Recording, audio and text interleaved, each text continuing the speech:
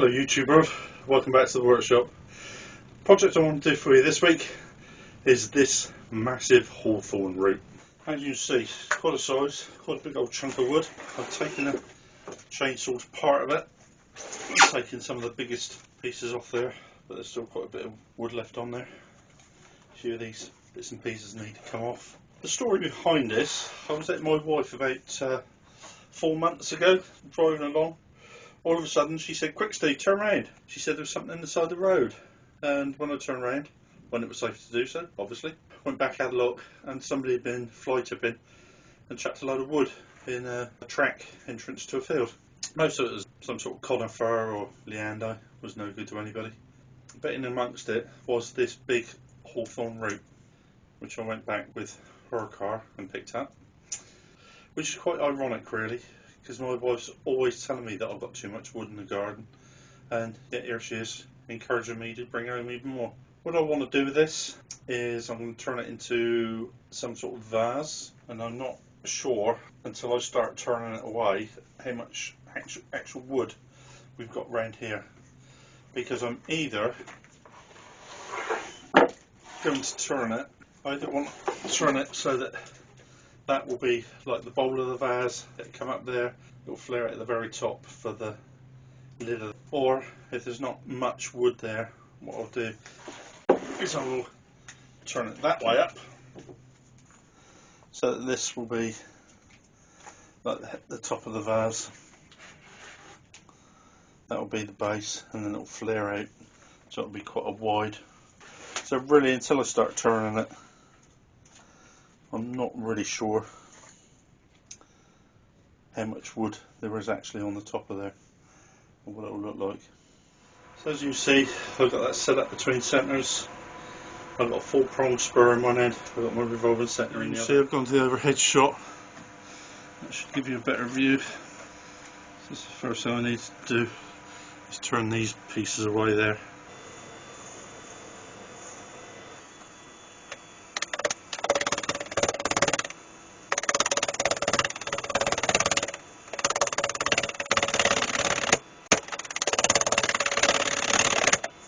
So you see on there, I'm starting to get my cuts established. I'm cutting across that piece there, just on that piece on there, and just on that piece on there. And then we come around, and I'm cutting on that piece there. So we're just as I say, just starting to get them established, but we've still got a long way to go.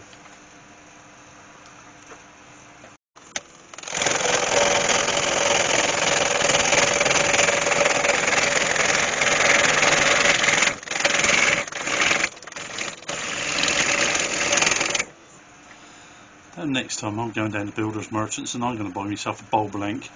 It'll be so much easier.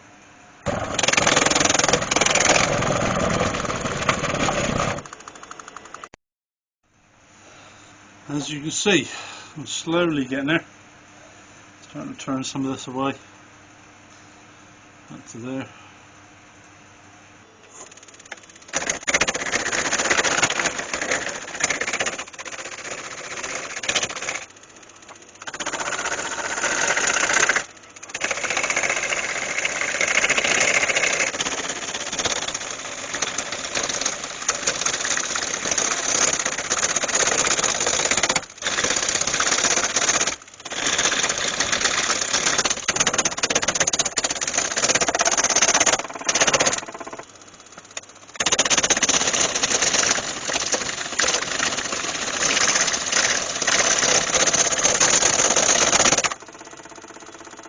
Okay, so we're getting somewhere pretty close.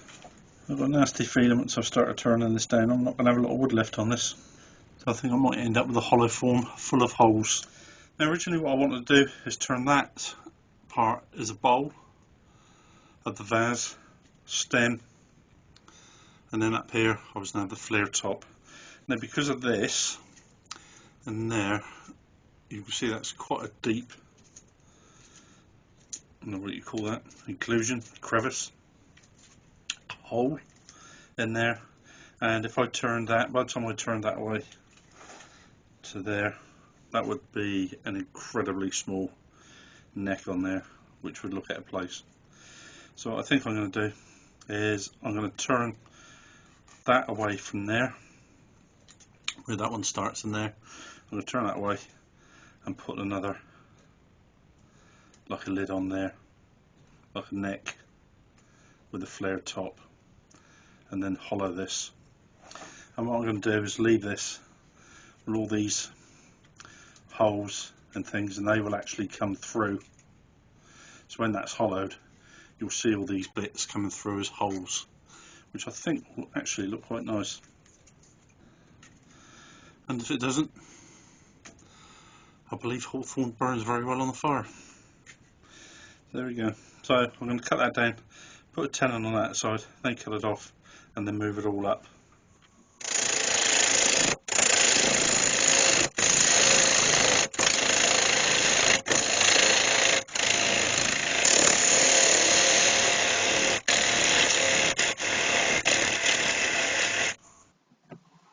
As you can see from the picture, I've taken probably about 200mm off the end, and this is now going to be our main vase. Looking at to the left of the picture, that'll be the base, so I'll flatten that off at some point, and the piece on the right I'm now going to narrow down, as I'll take that right down because that'll be the neck of the vase.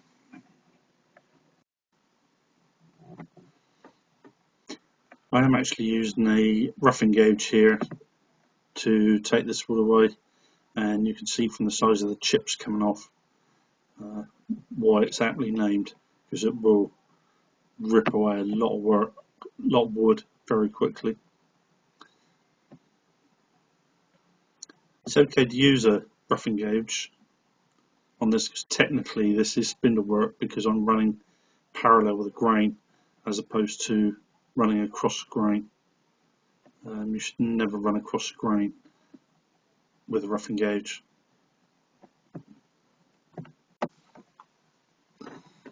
So what I'm doing now, you can just see to the left of the picture, the bowl shape is gradually beginning to form, and I'm just gradually taking that down just to form the neck of the vase, which is on the right hand side. So it's just a matter now of just taking a lot of wood away very quickly.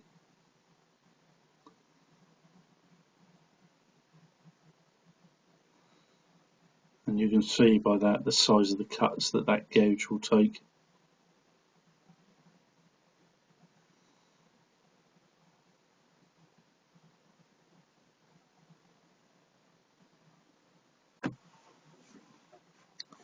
You see all the inclusions in there and the holes, and I'm hoping that I can turn that neck down far enough to lose all of that so that I have a solid piece of wood right the way around.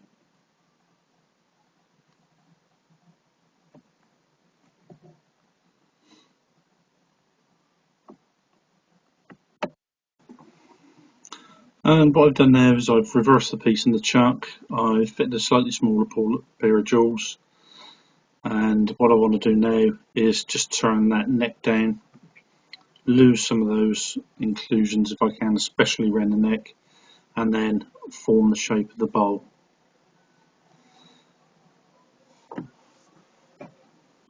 Now some of you may be looking at my floor and looking at it and say, look at that lazy what name, he's not even swept up. But that is what I call cushion flooring. Or when you drop something small, you can have hours of fun looking for it in that sawdust. It's great fun. So that's why I don't keep on sweeping the floor up behind me. Right, let's get and turn this away. I'll just concentrate really on that piece from there to there. So I'll just bring that in, try to flare that lip over, and then once that's done, we're looking at hollowing it out. The other thing is, now that's a lot smaller, it's more in balance, so I can turn the speed up more.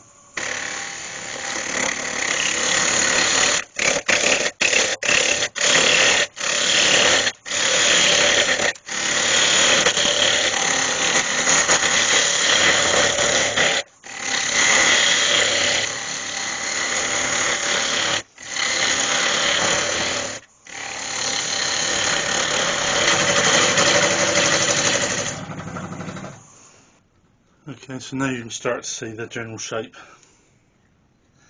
that's quite good, quite pleased with that. Okay, so that's pretty much the final shaping. So what I'll do now is we're just getting sand it all the way.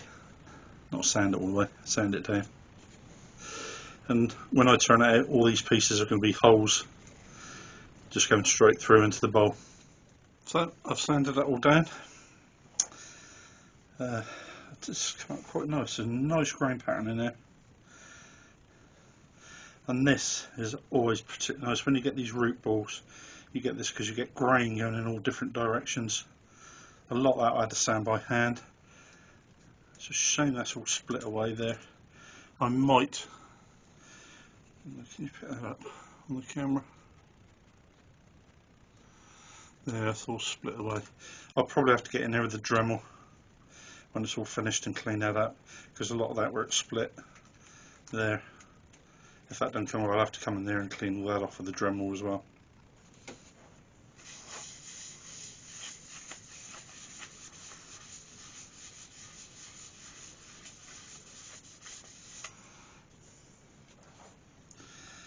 Straight away with that sand and sealer, you see the grain come out in that wood.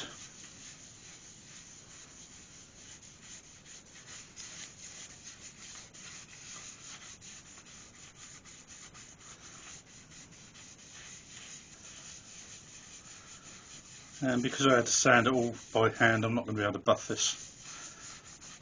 Traditionally on the lathe, I'll have to get the buffing wheel and just do individual places.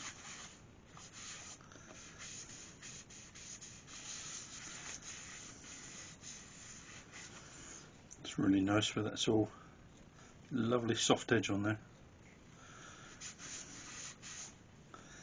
And on there, that'd be the sort of thing I'll be aiming for all the way around there.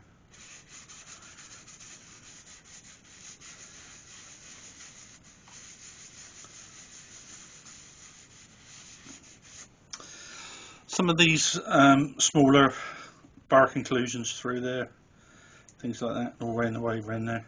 What I'll have to do later on, I'll get a, when they don't go all the way through and they're just left on the surface, I will get a brush and some sand and sealer and just dab it all in and seal it all up. I may even go in there with a bit of CA glue just to seal it. Right, so I'm not going to polish that because I'm not sure how much will be left. So I'm just going in there with the Forstner bit first and just hollow that out and then set up my hollowing tool. So here's my hollowing tool, it's all set up. I have shown you this before. You see there that black dot on the screen, just there. That is on the tip of my tool. So wherever that tool goes inside of there, wherever that tool goes inside of the hollow piece, I know where I am. So when I get about 5mm at the outside of the wall, it will show up. I'm not going to show this because it's not a great deal to see. I'll come back when it's done. Well, YouTubers, I've been busy hollowing. I haven't quite finished. As you see, I've broken through there, and I just put a little bit of CA glue on there because that was coming. It was very fragile. I'd already lost one out of there. But the great thing about this, when you hollow it and you have these holes, I suppose they are, it's very easy to get all the sawdust out. Otherwise I have to keep on stopping and vacuuming in there, whereas the bigger that gets, the as it's turning, it will tend to fly out through there. Well, there we go, YouTubers, that's all hollowed out, and as you see where those big crevices were, they've all opened up into these big holes. I'm shining a torch in there, I don't know if you can see that better. There's a big one there, and all of that one right the way through there. And what I've also done, I've gone in, just stabilised some of that. It shows up as quite shiny. I put some epoxy resin in there just to stabilise a lot of that bark. So there's quite a big one there, one down through there as well, and that one all down through there. The one I'm worried about, well not, the one I have concerns about is this one, because there's a lot of sharp edges on there. So I'm just going to get my Dremel I'm going to take a lot of that away, open that up so we've got a nice soft edge right the way around there. I have a Dremel with a sabre burr. That's a medium one, I think that is. And as I say, what I'll do, I'll just go around and I'll just soften that edge.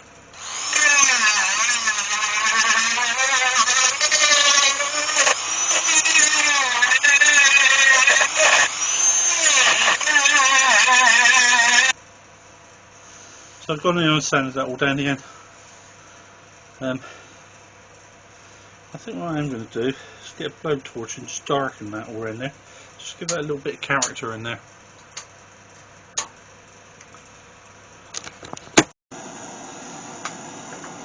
So I don't want to completely burn it, I just want to give it just darken it down, just give it a little bit of character.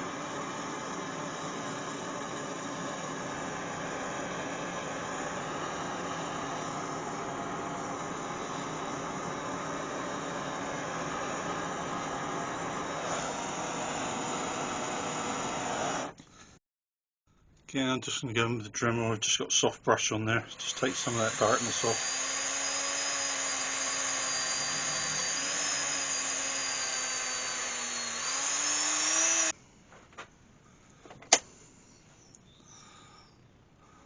That's quite nice, I like that. Giving that a lovely shine on there.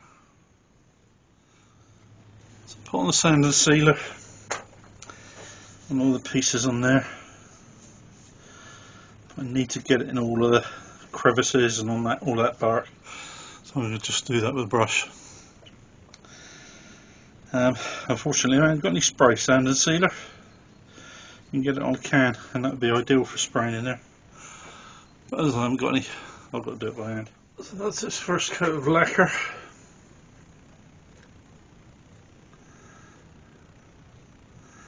It was fun trying to get in all those nooks and crannies. Making sure I've got it covered everywhere. I'll probably end up giving that about 4 coats.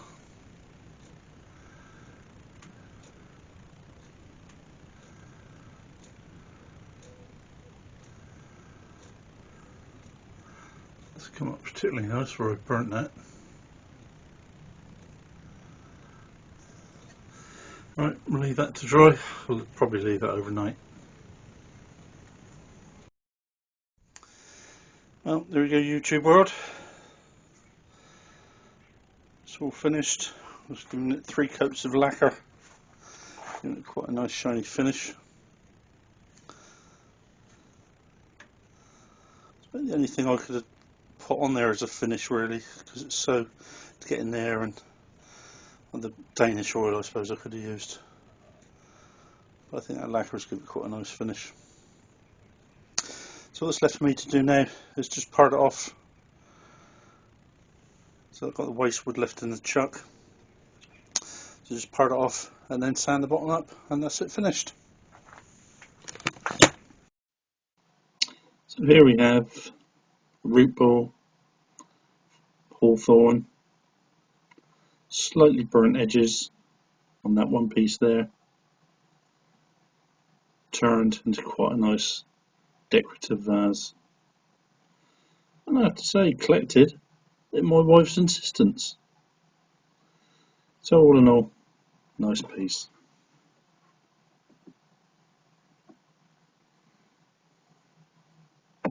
Well, there we go, YouTube world. Quite a nice decorative vase. And before you ask Roy, no, it won't hold water. Too many holes in there. That was quite good fun turning out. I quite enjoyed that. Part of it was hard work, trying to get it into the sort of round shape from the root ball. Took me about 2.5 hours to do that. Normally most pieces are done and dusted, and I'm back up indoors having a cup of coffee inside 2.5 hours. So it just goes to show. And then I had hollowing and polishing. Most of it I had to polish and sand by hand because of the odd shapes of it.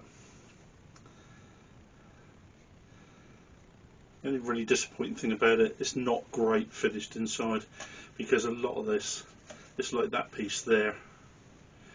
If you look at that piece there, there's not a lot holding that on, and it started sort of bouncing away from my tool. That piece there and that piece there, because there's a big, you see where that comes down there, that way, and then up there, and there's not a lot holding that, and now it started bouncing away from my tool as well. So there are some grooves inside, which unfortunately I couldn't do anything about. But the outside looks nice. I'm quite pleased with that. Quite a nice shape. Nice grain pattern on there. With the root balls you get grain going in all directions. Yep, I'm quite pleased with that.